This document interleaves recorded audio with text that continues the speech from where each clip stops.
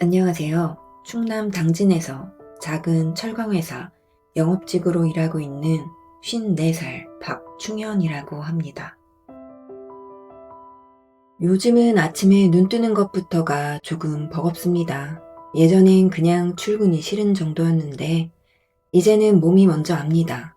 어깨는 늘 돌덩이처럼 굳어있고 자고 일어나도 피곤이 안 풀려요. 거울을 보면 어느새 눈밑이 푹 꺼져 있더군요. 흰머리도 예전엔 옆머리에만 조금 있었는데 지금은 정수리까지 올라왔습니다. 그날도 비가 하루 종일 추적추적 내리고 있었어요.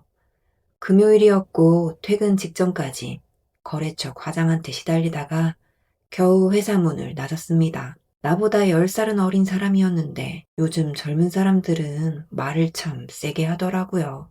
박 부장님, 제가 몇 번 말씀드렸죠. 요즘 시대에 이렇게 일하면 거래처 바로 끊깁니다. 순간 욱했지만 그냥 고개만 숙였습니다. 화낼 기운도 없어요, 이제는.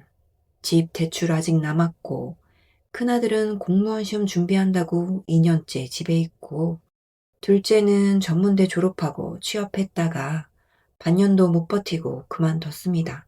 애들 얼굴만 봐도 속이 답답한데 괜히 회사까지 때려칠 용기는 없더군요. 그날은 오랜만에 동창회 가 있는 날이었습니다. 사실 갈까 말까 고민 많이 했어요. 몇 년째 안 나갔거든요. 만나면 결국 다들 사는 이야기 하는데 그런 자리가 점점 부담스럽더군요. 누구는 건물 샀다. 누구는 자식이 의사 됐다. 누구는 은퇴하고 제주도 간다. 그런 이야기 듣고 집에 들어오면 괜히 내 인생만 초라해 보였습니다. 그래도 그날은 이상하게 나가보고 싶었습니다. 50이 넘어서 괜히 외로웠는지 사람 목소리가 듣고 싶더군요. 당진 시내에 새로 생긴 갈빗집으로 들어갔는데 문 열자마자 고기 냄새랑 사람들 웃음소리가 확 밀려왔어요. 야, 충현아. 아이고, 박 부장 왔네. 다들 얼굴은 늙었는데 목소리는 그대로더군요. 반갑기도 하고 묘하기도 했습니다. 악수하면서 가까이 얼굴을 보는데 친구들 이마에도 깊은 주름이 자리 잡고 있었어요. 어떤 놈은 배가 잔뜩 나왔고 어떤 놈은 머리가 거의 다 빠졌더군요. 다 똑같이 늙는구나. 괜히 마음이 조금 편해졌습니다. 그런데 잠시 뒤 분위기가 이상하게 술렁이기 시작했어요. 밖에서 누가 들어오는데 다들 시선이 한쪽으로 쏠리더군요. 검은 코트에 번쩍이는 시계, 딱 봐도 비싸 보이는 구두, 그리고 손에 외제차 키를 돌리면서 들어오는 남자. 창수였습니다. 순간 못 알아봤어요. 학창시절 창수는 조용한 애였거든요. 키도 크지 않았고 공부도 운동도 그냥 평범했습니다. 쉬는 시간에도 애들 사이에서 크게 튀는 스타일이 아니었어요. 기억나는 거라곤 도시락 반찬이 늘 부실했다는 것 정도였습니다. 그런데 지금은 분위기 자체가 달라져 있었어요. 사람이 돈을 벌면 표정부터 달라진다고 하잖아요. 딱 그런 느낌이었습니다. 어깨에 힘이 들어가 있고 말투에도 여유가 있었어요. 친구들이 몰려들었습니다. 야, 청수야, 너 완전 성공했나 보네. 차 뭐냐? 시계 장난 아닌데? 창수는 기다렸다는 듯 웃더군요. 아우, 별거 아니다. 요즘 주식 좀 잘 됐어. 그러면서 아무렇지도 않게 휴대폰을 꺼내 보여주는데 숫자가 정말 크더군요. 옆에 있던 친구 하나가 눈을 동그랗게 뜨며 소리쳤습니다. 야, 미친, 이거 진짜야? 그러니까 내가 진짜 공부하라 했잖아. 친구들이 웅성거리기 시작했어요. 누군가는 부러운 표정으로 창수를 쳐다봤고 누군가는 괜히 웃으며 술잔만 만지작거렸습니다. 근데 이상하게 저는 마음이 좀 불편하더군요. 솔직히 부러웠어요. 나는 아직도 매달 카드값 계산하고 대출이자 날짜 체크하면서 사는데 저 친구는 저 나이에 경제적 자유라는 걸 누리는 것처럼 보였으니까요. 고기가 익어갈 때쯤 창수가 제 옆으로 자리를 옮겼습니다. 술 냄새 섞인 웃음을 흘리며 어깨를 툭 치더군요. 충현아, 너 아직 회사 다니지? 뭐 먹고는 살아야지. 에이, 그러니까 아직도 힘든 거야. 순간 주변이 조용해졌습니다. 창수는 소주잔을 돌리며 말을 이었어요. 야, 월급쟁이는 절대 부자 못 된다. 돈은 돈으로 버는 거야. 요즘 같은 시대에 월급만 믿고 살면 평생 가난하지. 친구 몇 명이 어색하게 웃었습니다. 저도 따라 웃긴 했는데 가슴 한쪽이 뜨끔하더군요. 꼭 제가 뒤처진 사람 같았습니다. 창수는 계속 투자 이야기를 했어요. 대출도 과감하게 써야 한다. 겁내면 평생 제자리다. 인생은 한 번인데 크게 가야 한다. 그 말을 듣는데 이상하게 숨이 막혔습니다. 왜냐면 저는 딱 반대의 인간이었거든요. 겁이 많아요. 실패하면 가족까지 무너질까봐 무서운 사람. 그래서 싫은 소리 들어도 회사 붙잡고 버티는 사람. 창수 말대로라면 저는 그냥 평생 그렇게 사는 인간일지도 몰랐습니다. 동창회가 끝날 무렵엔 비가 더 세게 내리고 있었어요. 친구들은 하나둘 택시를 부르고 창수는 대리기사와 함께 번쩍이는 외제차를 타고 먼저 떠났습니다. 저는 우산도 없이 버스 정류장까지 걸어갔어요. 축축하게 젖은 와이셔츠가 등에 달라붙는데 기분이 참 묘하더라고요. 잠시 뒤 버스 창문에 비친 제 얼굴을 봤습니다. 축 처진 어깨, 희끗한 머리카락, 피곤에 절은 눈빛. 그 순간 이상하게 창수 얼굴이 자꾸 떠올랐습니다. 그리고 마음속에서 아주 불편한 생각 하나가 계속 맴돌더군요. 나만 이렇게 뒤처진 건가? 동창회 이후로 이상하게 창수가 자꾸 신경 쓰였습니다. 솔직히 말하면 처음엔 그냥 잠깐 잘 됐나 보다 했어요. 주식이라는 게 원래 오르락내리락 하는 거고 한번 크게 벌었다고 평생 잘 사는 건 아니니까요. 그런데 시간이 지날수록 창수는 점점 더 달라졌습니다. 가장 먼저 눈에 띈 건 카카오톡 프로필이었어요. 커다란 골프장 잔디 위에서 선글라스를 낀 사진, 도쿄 무슨 고급 스시집에서 셰프와 찍은 사진, 호텔 라운지에서 와인잔 들고 웃는 사진, 명품 쇼핑백이 의자에 아무렇지도 않게 놓여있는 사진까지 상태 메시지도 계속 바뀌었습니다. 경제적 자유, 인생은 타이밍이다. 돈이 일하게 만들어라. 처음엔 피식 웃었어요. 근데 사람이 참 이상한 게요. 보기 싫다면서도 자꾸 들어가 보게 되더군요. 출근길 버스 안에서도 한 번, 점심 먹고 커피 마시면서 또 한 번, 퇴근하고 침대에 누워서 괜히 또 한 번. 그날도 회사에서 하루 종일 기분이 엉망이었습니다. 아침 회의 때 거래처 실적 이야기가 나오는데 팀장이 갑자기 제 쪽을 보더군요. 저보다 10살은 어린 팀장이었습니다. 박 부장님, 요즘 성과 너무 떨어지는 거 아시죠? 솔직히 말씀드리면 거래처 관리 방식이 좀 구식입니다. 순간 회의실 공기가 싸해졌어요. 후배들 앞에서 그런 말을 들으니까 얼굴이 확 달아오르더군요. 근데 뭐라고 반박할 말도 없었습니다. 실적이 안 나오는 건 사실이었으니까요. 회의 끝나고 화장실 가서 거울을 봤는데 얼굴이 참 초라해 보였습니다. 넥타이는 삐뚤어져 있고 눈밑은 축 처져 있고 예전엔 그래도 회사에서 인정받는다는 느낌이 있었는데 요즘은 그냥 버티고 있는 사람 같더군요. 괜히 한숨이 나왔습니다. 그날 점심시간에 휴대폰 카톡을 봤는데 단톡방 알림이 수십 개 와 있더군요. 보니까 또 창수였습니다. 오늘 오전 수익 인증 간다. 와, 진짜냐? 이 맛에 투자하지. 그리고 캡처 사진 하나가 올라왔는데 숫자가 정말 컸어요. 몇몇 친구들은 부럽다고 난리였고 어떤 친구는 한턱 쏴라며 분위기를 띄웠습니다. 그런데 창수는 거기서 멈추질 않았어요. 야, 아직도 적금 넣는 놈들 있냐? 요즘 시대에 월급만 믿으면 평생 답 없어. 돈은 공격적으로 굴려야지. 그 말을 보는 순간 괜히 심장이 철렁하더군요. 왜냐면 딱 제가 그런 사람이었거든요. 월급 받아 생활비 나누고 대출이자 빠져나가는 날짜 체크하고 보험료 계산하면서 사는 인간. 투자라고는 겁이 나서 조금 넣어보고 밤새 불안해하는 사람. 괜히 단톡방을 꺼버렸습니다. 그런데도 머릿속에서는 계속 창수 말이 맴돌았어요. 내가 너무 겁만 먹고 사는 건가? 퇴근하고 집에 들어갔는데 집안 공기도 답답했습니다. 큰아들은 또 방문 닫고 있었어요. 공무원 시험 준비한다고 책은 쌓아놨는데 요즘은 책 넘기는 소리도 잘 안 들립니다. 말수도 점점 줄었고요. 둘째는 소파에 누워 휴대폰만 보고 있더군요. 제가 괜히 한마디 했습니다. 너는 오늘 뭐 했냐? 알바 공고 좀 봤어요. 좀 적극적으로 움직여야지. 알고 있어요. 대답하는 목소리에 짜증이 묻어 있었습니다. 순간 저도 욱했지만 그냥 입 다물었어요.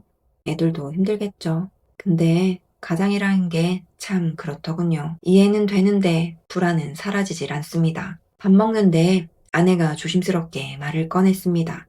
여보, 이번 달 카드값 조금 많던데 괜찮을까? 순간 숟가락 든 손이 멈췄습니다. 별말 아닌데 왜 그렇게 가슴이 답답하던지요. 뭐, 어떻게 되겠지. 말은 그렇게 했지만 속은 아니었습니다. 그날 저녁엔 어머니한테 전화까지 왔어요. 병원 다녀오셨다더군요. 충현아, 엄마는 괜찮은데 아버지 혈압약이 또 늘었다. 병원비 많이 나왔어요? 아니다. 너도 힘든데 뭘. 전화 끊고 한동안 가만히 앉아 있었습니다. 베란다 창문 밖으로 어두운 아파트 불빛이 보이는데 갑자기 숨이 턱 막히더군요. 나는 하루하루 버티기도 힘든데 누군가는 골프 치고 와인 마시고 경제적 자유를 이야기한다. 그 차이가 너무 크게 느껴졌습니다. 며칠 뒤 창수에게 전화가 왔어요. 목소리가 아주 들떠 있더군요. 충현아, 요즘 장 미쳤다. 형 지금 돈 복사되는 기분이야. 너도 빨리 시작해라. 저는 그냥 웃었습니다. 나는 그런 거 잘 모르겠다. 겁이 많아서. 그러자 창수가 피식 웃더군요. 그 웃음이 이상하게 오래 남았습니다. 야, 그러니까 평생 그렇게 사는 거야. 너처럼 안정만 찾으면 절대 돈 못 벌어. 순간 가슴 한쪽이 쿡 찔렸습니다. 창수 말이 틀렸다고 바로 반박할 수가 없었어요. 왜냐면 저 스스로도 요즘 제 인생이 초라하다고 느끼고 있었으니까요. 전화 끊고 한참 동안 멍하니 앉아 있었습니다. 그리고 결국 또 카카오톡을 열었어요. 창수 프로필 사진이 바뀌어 있더군요. 하얀 골프복을 입고 환하게 웃고 있는 사진. 그 사진을 한참 바라보다가 저도 모르게 제 손을 내려다봤습니다. 거칠어진 손등, 튀어나온 핏줄, 철진한 양복 소매 끝. 갑자기 아주 이상한 기분이 들었습니다. 부러운 건지, 억울한 건지, 아니면 내가 틀리게 살아온 건지. 창수가 완전히 달라졌다고 느낀 건 그가 회사를 그만뒀다는 이야기를 들은 뒤부터였습니다. 처음엔 단톡방에 짧게 올라왔어요. 나 이제 회사 때려쳤다. 앞으로 전업 투자자로 간다. 친구들이 난리가 났죠. 진짜냐? 미쳤다. 대단하다. 그 용기가 부럽다. 다들 반쯤 농담처럼 말했지만 솔직히 부러운 마음도 있었을 겁니다. 저 역시 그랬으니까요. 54 나이에 회사 때려치우는 게 쉬운 일은 아니잖아요. 특히 우리 세대는 더 그렇습니다. 월급 끊기는 순간 삶이 무너질 수도 있다는 걸 잘 아니까요. 근데 창수는 전혀 두려워 보이지 않았어요. 오히려 점점 더 자신감이 넘쳤습니다. 어느 날 점심시간쯤 창수에게 전화가 왔습니다. 충현아, 오늘 저녁 시간 되냐? 왜? 내가 한턱 쏜다. 오늘 강남에서 애들 몇 명 보기로 했어. 강남이라는 말에 괜히 움찔했습니다. 저는 서울 올라갈 일이 거의 없거든요. 회사랑 집만 오가는 삶에 익숙해진 사람이라 강남이라는 동네는 아직도 좀 낯설고 부담스럽습니다. 조금 일찍 퇴근하고 버스 터미널에서 서울로 가는 고속버스를 탔을 때 괜히 양복 소매를 몇 번이나 만지게 되더군요. 회사 끝나고 급하게 올라온 거라 셔츠는 이미 구겨져 있고 구두도 오래 신어 앞코가 닳아 있었습니다. 반면 약속 장소 앞에 서 있는 창수는 정말 딴 사람 같았어요. 짙은색 코트에 반짝이는 시계, 깔끔하게 넘긴 머리까지 무엇보다 표정이 달랐습니다. 예전엔 사람 눈치를 많이 보던 놈이었는데 지금은 마치 세상 중심에 서 있는 사람 같았어요. 창수가 우리를 데려간 곳은 룸으로 된 고급 술집이었습니다. 문 열자마자 비싼 향수 냄새랑 잔잔한 음악 소리가 섞여 들어오는데 솔직히 좀 주눅이 들더군요. 테이블 위에는 처음 보는 양주병이 올라와 있었고 안주도 하나같이 이름 모를 음식들이었습니다. 친구 하나가 눈을 크게 뜨며 말했습니다. 야, 창수야, 여기 엄청 비싼 데 아니냐? 이 정도 가지고 돈 벌면 이런 데도 와봐야지. 그러면서 창수가 웃는데 그 웃음이 참 묘했습니다. 좋게 말하면 자신감이고 솔직히 말하면 사람을 내려다보는 느낌이 섞여 있었어요. 술이 몇 잔 들어가자 창수는 거의 혼자 무대에 선 사람처럼 이야기하기 시작했습니다. 내가 요즘 어떤 종목 보는 줄 아냐? 지금 시장 흐름은 결국 세력 싸움이야. 겁없는 놈이 크게 먹는 거다. 친구들은 감탄하면서 들었어요. 누군가는 진심으로 부러워했고 누군가는 창수 눈치 보며 맞장구 쳤습니다. 근데 저는 이상하게 점점 숨이 막혔습니다. 창수 말투 때문이었을 겁니다. 예전에는 그냥 평범한 친구였는데 지금은 사람을 급을 나누는 것 같은 느낌이 강했거든요. 특히 그날은 유독 저를 자꾸 건드렸습니다. 충현이는 아직도 그 회사 다니지? 응, 뭐 별 수 있냐? 제가 웃으며 넘기려 했는데 창수가 또 말했습니다. 야, 근데 넌 너무 안정적으로만 살아. 그러니까 아직도 거기 있는 거야. 순간 친구들 시선이 제 쪽으로 몰렸습니다. 괜히 얼굴이 뜨거워지더군요. 저는 애써 웃었습니다. 겁이 많아서 그렇지 뭐. 그러다 창수가 피식 웃더군요. 그 웃음이 참 기분이 나빴습니다. 겁 많으면 평생 그렇게 사는 거야. 인생은 어느 순간 판을 크게 벌려야 돼. 월급만 받아서는 절대 못 올라온다니까. 친구 몇 명이 어색하게 웃었습니다. 누군가는 분위기를 바꾸려고 건배를 외쳤고 누군가는 괜히 안주만 집어먹었어요. 근데 저는 순간 속이 울컥했습니다. 화가 났던 것 같기도 하고 창피했던 것 같기도 합니다. 근데 더 괴로운 건 창수 말이 완전히 틀린 것 같지도 않았다는 겁니다. 그게 사람을 더 비참하게 만들더군요. 저는 지금까지 늘 안전한 선택만 하며 살았습니다. 대출 무서워했고, 투자 겁났고, 사업은 꿈도 못 꿨죠. 그냥 회사 안 잘리고 버티는 게 목표였습니다. 근데 그렇게 50 넘게 살고 보니 남은 건 피곤한 몸이랑 아직 끝나지 않은 대출뿐이더군요. 술자리가 끝날 무렵 창수가 계산서를 집어들었습니다. 직원이 허리 숙이며 카드 받아가는 모습까지도 창수는 즐기는 것 같았어요. 오늘은 내가 산다. 다음엔 더 좋은 데 가자. 친구들은 또 감탄했습니다. 역시 성공한 놈은 다르다. 창수야, 나중에 투자 좀 알려줘라. 그 말을 듣는데 괜히 가슴 한쪽이 서늘했습니다. 저는 첫 차를 타고 내려왔습니다. 창밖은 아직 어둑했고 객실 조명은 희미하게 흔들리고 있었어요. 저는 휴대폰 화면만 멍하니 보고 있었습니다. 창수가 단톡방에 또 사진을 올렸더군요. 고급 술병 사진, 시계 사진, 그리고 짧은 글 하나. 인생은 결국 선택이다. 그 문장을 한참 바라봤습니다. 그리고 그런 생각이 들더군요. 정말 내가 틀리게 살아온 건가? 그날 집에 돌아왔는데 잠이 오질 않았습니다. 아내는 새벽같이 수영장에 갔고 거실에는 취업 준비 책들이 어지럽게 놓여 있었어요. 저는 혼자 소파에 앉아 휴대폰을 바라봤습니다. 그리고 태어나 처음으로 투자 영상을 검색했습니다. 50대 주식 투자, 직장인 재테크, 경제적 자유. 영상 속 사람들은 하나같이 자신만만한 얼굴로 말하고 있었습니다. 지금 시작해도 늦지 않았습니다. 월급만으로는 절대 부자가 될 수 없습니다. 그 말을 듣는데 이상하게 심장이 빨리 뛰더군요. 불안한 건지, 설레는 건지, 아니면 흔들리고 있는 건지 저도 잘 모르겠습니다. 시간은 참 이상했습니다. 죽을 것처럼 괴롭던 일도 지나고 나면 그냥 흐릿해지더군요. 창수에게 열등감을 느끼고 괜히 밤마다 투자 영상을 찾아보던 시간도 어느새 흐려졌습니다. 물론 그렇다고 제 삶이 좋아진 건 아니었어요. 여전히 회사는 버거웠고 집안 분위기도 답답했습니다. 큰아들은 결국 공무원 시험을 접었습니다. 저녁 먹다가 조용히 말하더군요. 아버지, 저 이제 다른 일 알아보려고요. 그 말을 듣는데 마음이 이상했습니다. 솔직히 안도감도 있었어요. 끝이 안 보이는 시험 준비를 계속 보는 것도 괴로웠거든요. 그런데 또 한편으론 미안하더군요. 아들이 포기하는 얼굴이 꼭 젊은 시절의 저를 보는 것 같았습니다. 저는 그 애한테 뭘 보여주며 살아왔을까 싶더군요. 회사도 상황이 점점 안 좋아졌습니다. 요즘은 실적 압박이 너무 심해졌어요. 아침마다 팀장이 사람들 앞에서 순위 띄워놓고 압박하는데 그 시간이 참 숨막혔습니다. 박 부장님, 이 정도면 솔직히 위기감 느끼셔야 하는 거 아닙니까? 후배들 앞에서 그런 말을 듣고 있으면 얼굴이 화끈거립니다. 근데 뭐라고 하겠어요.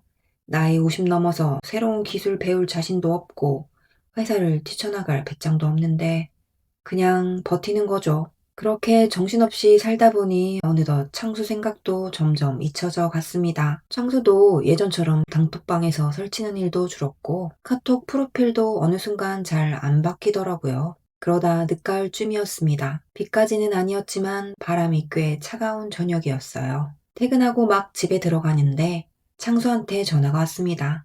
순간 조금 의외였습니다. 목소리는 예전보다 많이 가라앉아 있었어요. 충현아, 오랜만이다. 웬일이야? 시간 되면 얼굴 좀 볼래? 예전 같으면 꼭 사람 많은 비싼 술집으로 부르던 놈이었는데 그날은 동네 곱창집 주소를 보내왔습니다. 조금 의아했지만 그냥 나갔어요. 곱창집 문 열고 들어갔는데 창수를 보자마자 순간 멈칫했습니다. 사람이 너무 달라져 있었거든요. 일단 살이 많이 빠졌습니다. 예전엔 얼굴에 윤기가 돌았는데 그날은 광대뼈가 도드라져 보일 정도였어요. 피부도 푸석푸석했고 눈밑이 시커멓게 꺼져 있더군요. 무엇보다 놀란 건 옷차림이었습니다. 예전엔 그렇게 깔끔하게 입고 다니던 놈이 구겨진 점퍼 하나 걸치고 앉아 있었어요. 소매 끝도 해져 있었고 운동화는 오래 신어서 옆이 벌어져 있더군요. 근데 더 묘했던 건 그 와중에도 손목에는 여전히 그 명품 시계를 차고 있었다는 겁니다. 그게 너무 안 어울려서 오히려 마음이 이상했어요. 창수가 억지로 웃으며 손을 흔들었습니다. 야, 충현아, 오랜만이다. 저도 앉으면서 괜히 웃었어요. 살 많이 빠졌네. 어디 아픈 건 아니야? 그러자 창수가 바로 담배를 하나 꺼내 물더군요. 손끝이 미세하게 떨리고 있었습니다. 에이, 그냥 좀 피곤해서 그렇지. 요즘 장이 좀 흔들리잖아. 그러면서 괜히 큰 소리를 냈어요. 근데 뭐, 이런 건 늘 있는 조정이야. 오히려 지금이 기회지. 말은 그렇게 하는데 눈빛이 불안해 보였습니다. 예전처럼 사람을 깔아보는 느낌도 없었고 말끝마다 자꾸 시선을 피하더군요. 곱창이 나오고 소주를 한 잔 따라줬는데 창수가 술을 정말 급하게 마셨습니다. 예전엔 성공한 사람 흉내라도 내듯 와인이나 양주 이야기하던 놈이었는데 그날은 그냥 목마른 사람처럼 소주를 들이켰어요. 잠시 후 창수가 웃으며 말했습니다. 야, 그래도 넌 대단하다. 한 직장 오래 다니는 것도 쉬운 거 아니야. 그 말을 듣는데 묘했습니다. 예전 같으면 절대 안 할 말이었거든요. 근데 저는 뭐라고 대답해야 할지 모르겠더라고요. 솔직히 안쓰러운 마음도 들었고 한편으론 괜히 마음이 무거웠습니다. 사람이 무너지는 냄새 같은 게 있었어요. 말로는 설명은 못하겠는데 오랜 사회생활을 하다 보면 느껴지는 분위기가 있습니다. 억지로 웃고 있지만 속은 이미 다 타버린 사람 특유의 공기 같은 거요. 곱창집 안은 시끄러웠는데 이상하게 우리 테이블만 조용했습니다. 창수는 자꾸 휴대폰만 들여다봤어요. 누군가에게 계속 메시지가 오는 것 같았는데 확인만 하고 답장은 안 하더라고요. 그리고 계산할 시간이 됐습니다. 직원이 계산서를 들고 오자 창수가 순간 지갑을 꺼내려다 멈칫했어요. 창수가 억지 웃음을 지으며 말했습니다. 아, 내가 오늘 정신이 없네. 카드를 두고 왔나 보다. 그리고 잠깐 침묵이 흘렀습니다. 그 짧은 몇 초가 이상하게 길게 느껴졌어요. 창수가 물컵을 만지작거리더니 낮은 목소리로 말했습니다. 충현아, 혹시 100만 원만 빌려줄 수 있냐? 순간 머릿속이 멍해졌습니다. 예전엔 사람들 앞에서 월급쟁이 무시하던 놈, 경제적 자유를 외치던 놈, 그 창수가 고개도 제대로 못 들고 그런 말을 하고 있었으니까요. 창수는 제 눈을 못 마주쳤습니다. 괜히 담뱃감만 만지작거리더군요. 다음 주면 바로 들어와. 진짜 잠깐만 막으면 돼.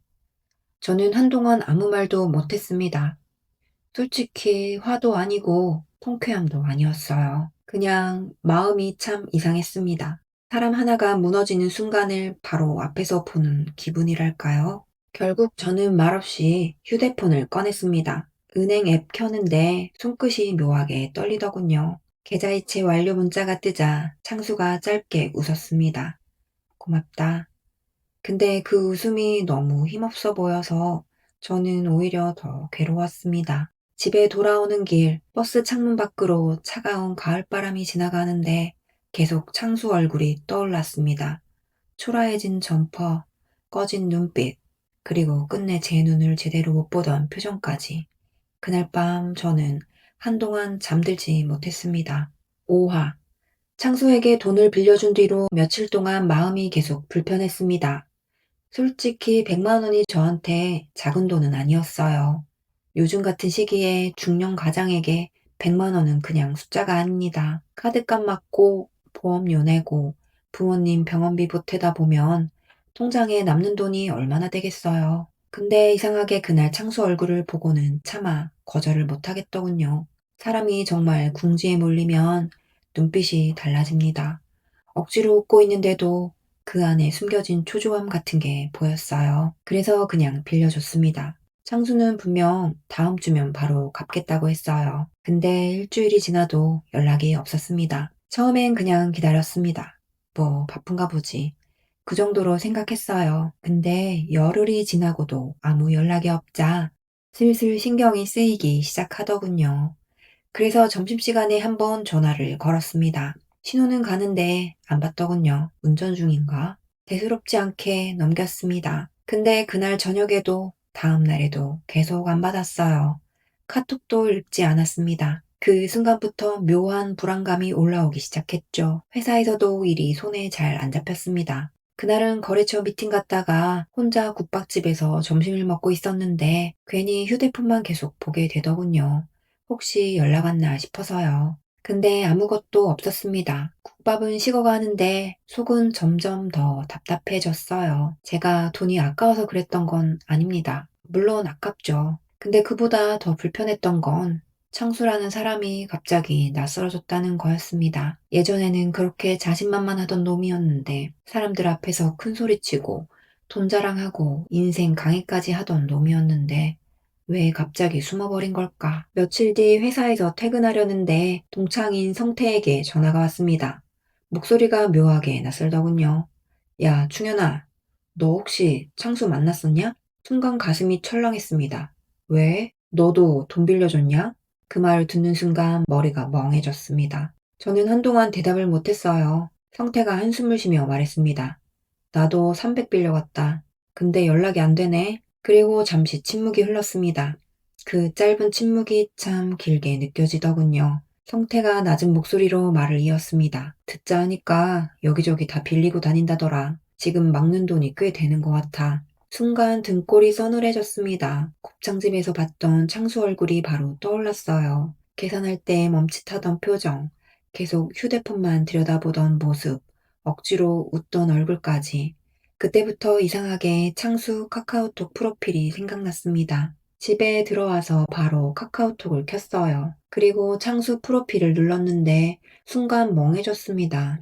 예전 사진들이 전부 사라져 있었거든요. 골프장 사진도, 와인잔 들고 웃던 사진도, 호텔 라운지 사진도 전부 없어졌습니다. 프로필은 파란색 기본 사진으로 바뀌어 있었어요. 상태 메시지도 비어 있었습니다. 그걸 보는 순간 이상하게 마음이 먹먹해졌습니다. 사람 하나의 인생이 지워진 느낌이랄까요? 불과 얼마 전까지만 해도 창수는 자기 삶을 과시하느라 정신없던 사람이었습니다. 친구들 앞에서 돈 이야기를 꺼내고 월급쟁이는 안 된다고 떠들고 경제적 자유를 외치던 놈이었어요. 근데 지금은 사진 하나 남기지 못하고 조용히 숨어버렸습니다. 그날 밤 혼자 거실에 앉아 창수 프로필을 한참 바라봤습니다. 아내는 안방에서 TV를 보고 있었고 둘째는 또 늦게 들어온다고 연락이 왔어요. 집안은 평소처럼 조용했는데 제 머릿속만 시끄럽더군요. 문득 예전에 창수가 했던 말들이 떠올랐습니다. 돈은 공격적으로 굴려야 한다. 겁내면 평생 제자리다.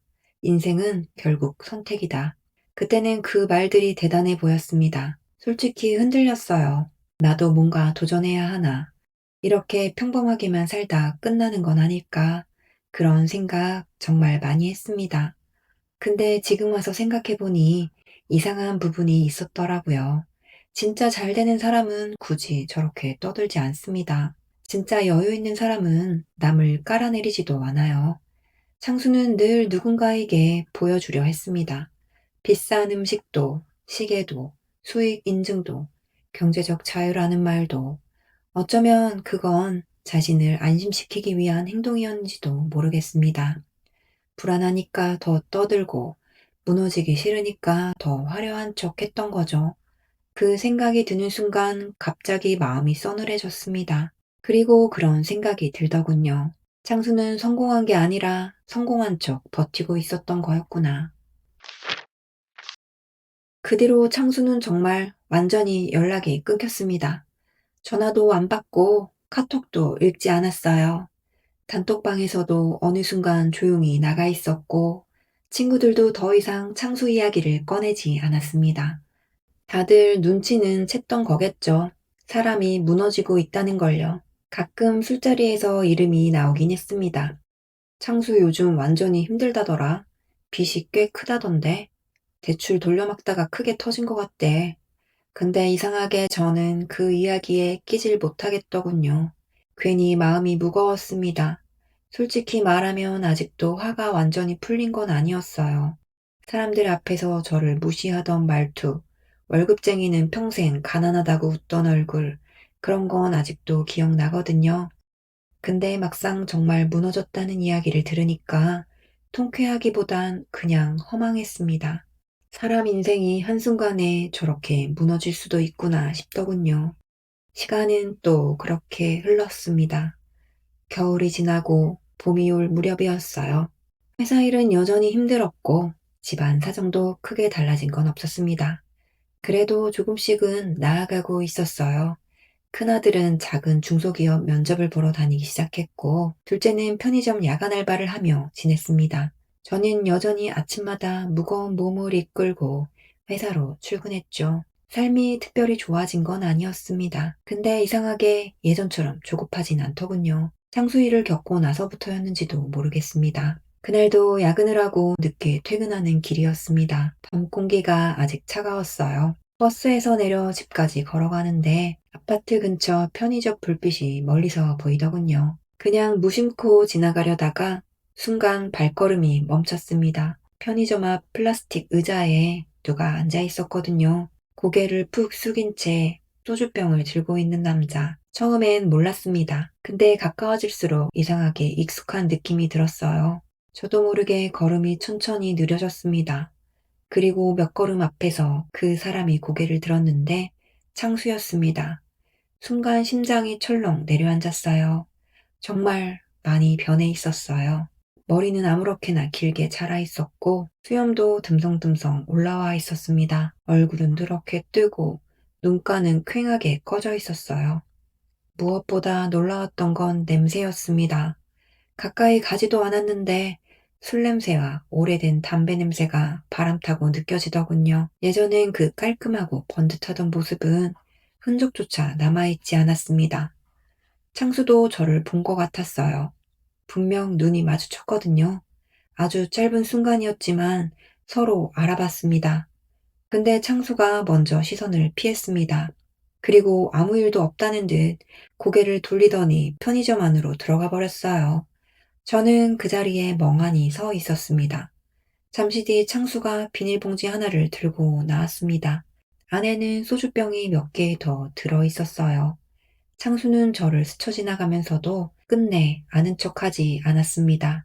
그냥 모른 척 지나갔어요. 근데 저는 이상하게 그 순간 발이 안 떨어지더군요.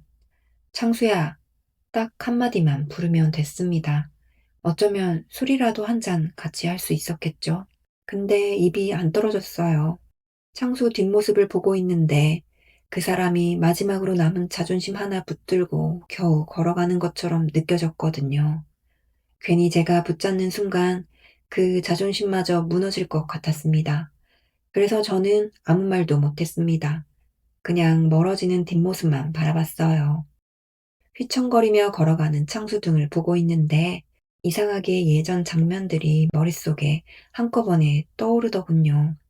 동창회에서 번쩍이던 명품 시계, 강남 술집에서 웃으며 외치던 목소리, 월급쟁이는 평생 못 올라온다. 경제적 자유를 알아야지. 휴대폰으로 수익 그래프를 보여주던 표정, 그리고 고창집에서 끝내 제 눈을 못 마주친 채 말하던 목소리까지 혹시 100만 원만 빌려줄 수 있냐? 그 장면들이 전부 뒤섞여 떠올랐습니다. 사람 인생이 참 무섭더라고요. 불과 몇 년 전만 해도 누구보다 자신만만하던 사람이었는데, 남들을 내려다보며 살던 사람이었는데, 지금은 편의점 불빛 아래서 혼자 술병이나 들고 걸어가고 있었습니다. 근데 이상하게 저는 그 모습을 보며 창수를 비웃고 싶진 않았어요. 오히려 무서웠습니다. 사람은 누구나 무너질 수 있다는 게요. 집에 들어왔는데 아내는 거실에서 꾸벅꾸벅 졸고 있었습니다. 제가 들어오는 소리에 깜짝 놀라며 일어나더군요. 오늘은 좀 늦었네? 저녁은 먹었고? 저는 잠시 아내 얼굴을 바라봤습니다. 세월 따라 눈가엔 주름이 늘었고 손등은 거칠어져 있었어요. 근데 그 얼굴을 보는 순간 마음이 울컥했습니다. 이 사람도 평생 저랑 같이 버텨온 거구나 싶더군요. 작은 방 문틈 사이로는 아들들 코 고는 소리도 들렸습니다. 취업도 늦고 아직 철도 덜 들었지만 그래도 다들 자기 자리에서 버티고 있는 거였어요. 저는 조용히 베란다 창문을 열었습니다. 차가운 바람이 얼굴을 스치는데 문득 그런 생각이 들었습니다. 저는 늘 제 삶이 초라하다고 생각했습니다. 겁이 많아서 큰 도전도 못했고, 그냥 회사 다니며 버티는 것밖에 못하는 인간이라고 여겼어요. 근데 그날 처음 알았습니다. 무너지지 않기 위해 묵묵히 하루를 견디며 살아가는 것도 어쩌면 아주 큰 용기라는 걸요. 결국 사람을 끝까지 버티게 하는 건 허세도 순간의 돈도 아니었던 것 같습니다. 무너지지 않으려고 아침마다 억지로 출근하는 힘, 가족들 앞에서 괜찮은 척 밥 먹는 힘, 답답하고 불안해도 하루를 또 살아내는 힘, 어쩌면 그런 평범한 버팀이 진짜 삶이었는지도 모르겠습니다. 예전에 저는 제 삶이 실패한 줄 알았습니다. 남들처럼 크게 성공하지 못했고, 번듯한 차도 없고, 자랑할 만한 인생도 아니라고 생각했어요. 근데 이제는 조금 알 것 같습니다. 천천히 가더라도 무너지지 않는 삶, 불안해도 자기 자리를 지키는 삶, 그게 생각보다 훨씬 어려운 거라는 걸요. 창수는 끝까지 강한 사람인 척 살고 싶었던 것 같습니다. 하지만 사람은 결국 자기 삶의 무게를 속이면서 오래 버티진 못하더군요. 저는 아직도 평범한 월급쟁이입니다. 내일도 아침 일찍 출근해야 하고 통장 잔고 걱정하며 살아갈 겁니다. 그래도 이제는 제 삶이 부끄럽진 않습니다. 적어도 저는 누군가를 무시하면서까지 제 불안을 숨기진 않았으니까요. 그리고 언젠가 창수가 정말 힘들어서 먼저 연락을 해온다면 그때는 아무 말 없이 소주 한 잔은 같이 마셔줄 생각입니다. 오늘 이야기 어떻게 들으셨나요? 살다 보면 남들과 비교하며 흔들릴 때가 참 많습니다. 누군가는 빠르게 성공하는 것 같고 나만 제자리인 것처럼 느껴질 때도 있죠. 하지만 불안한 현실 속에서도 묵묵히 하루를 견디며 살아가는 힘이야말로 어쩌면 가장 단단한 용기인지도 모르겠습니다. 오늘 하루도 각자의 자리에서 버텨낸 모든 분들 진심으로 응원드립니다. 저 역시 그렇게 또 하루를 묵묵히 버텨냈습니다. 앞으로도 살아가는 이야기들로 다시 찾아오겠습니다. 여러분의 좋아요와 구독은 영상 제작에 큰 힘이 됩니다. H 여사였습니다. 감사합니다.